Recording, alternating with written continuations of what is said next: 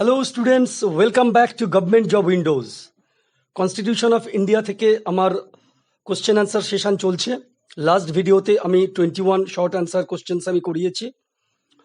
তোমরা যদি না দেখে থাকো ডেসক্রিপশানে লিঙ্ক দেওয়া থাকবে, আর কমেন্ট সেকশানে অবশ্যই জানাবে যে কোশ্চেন অ্যান্সার সেশন কীরকম লাগছে। চলো আজকে কোশ্চেন অ্যান্সার সেশন শুরু করব। তার আগে তোমাদের একটা কোশ্চেন রাখছি।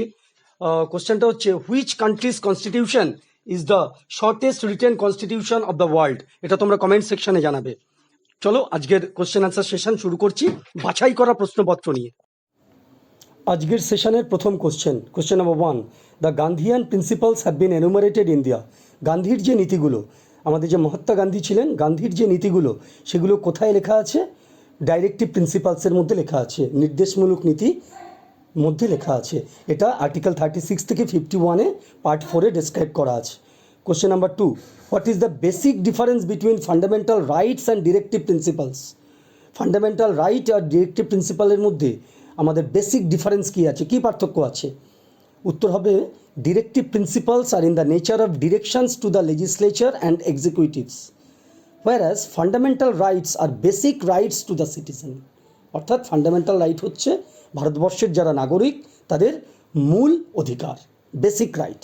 ফান্ডামেন্টাল রাইট কোথায় বলা আছে? Article 12 to 35। Question number 3, state the composition of the parliament. পার্লামেন্টের গঠন সম্পর্কে বলো।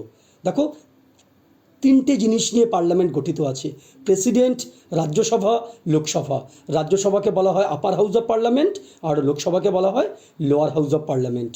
লোকসভাকে হাউস অফ পিপলও বলা হয়, আর রাজ্যসভাকে দ্য কাউন্সিল অফ স্টেটসও বলা হয়।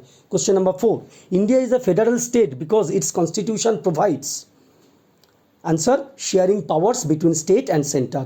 অর্থাৎ সেন্ট্রাল গভর্নমেন্ট আর স্টেট যেগুলো আছে, state government, different state governments, তাদের মধ্যে পাওয়ার শেয়ারিং আছে, অর্থাৎ কোঅর্ডিনেশন আছে।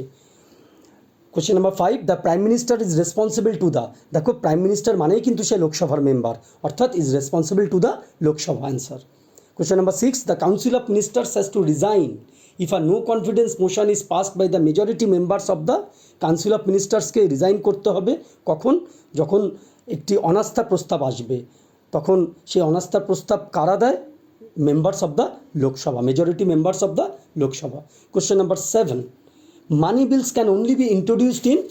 কোথায় মানি বিল কোথায় ইন্ট্রোডিউস করা যায়? শুধুমাত্র লোকসভাতে। অ্যান্সার লোকসভা।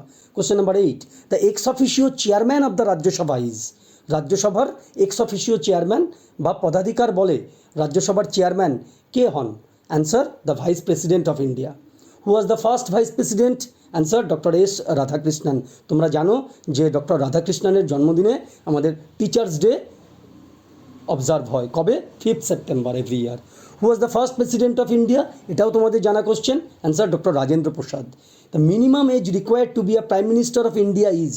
প্রাইম মিনিস্টার হতে গেলে সব থেকে কম বয়স কত লাগে? 25 বছর।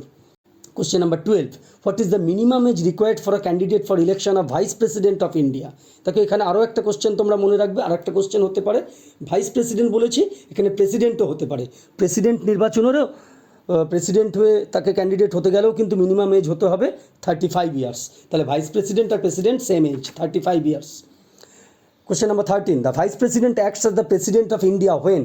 দেখো, ভাইস প্রেসিডেন্ট প্রেসিডেন্টের হয়ে কাজ করে কখন? যখন অ্যান্সার হবে হচ্ছে president is either sick or absent from the country. Question number 14, India has a parliamentarian democracy system. ইন্ডিয়ার সংসদীয় গণতন্ত্র কেন? তার কারণ হচ্ছে council of ministers is responsible to the parliament. অর্থাৎ যারা মিনিস্টার আছে তারা রেসপন্সিবল কার কাছে? পার্লামেন্টের কাছে। অর্থাৎ পার্লামেন্ট তো আমাদের দ্বারাই গঠিত হচ্ছে, অর্থাৎ আমরাই তো ভোট দিয়ে পার্লামেন্টের মেম্বারদের আমরা ইলেক্ট করছি। অর্থাৎ ইনডাইরেক্টলি আমাদের কাছেই হচ্ছে কাউন্সিল অফ মিনিস্টার্সরা responsible. Question number 15, which article of the constitution of India provides Parliament to the power of amend the constitution?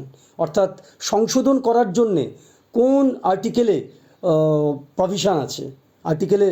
কোন আর্টিকেলে এই অ্যামেন্ডমেন্টের প্রভিশন দেওয়া আছে? অ্যান্সার হচ্ছে article 368। Next, question number 16, by which constitutional amendment the voting age reduced from 21 years to 18 years? খুব important question. আগে ছিল 21 বছর আমাদের ভোট দেবার বয়স, এখন 18 বছর। কততম অ্যামেন্ডমেন্টে এই বয়স কমিয়ে দেওয়া হলো?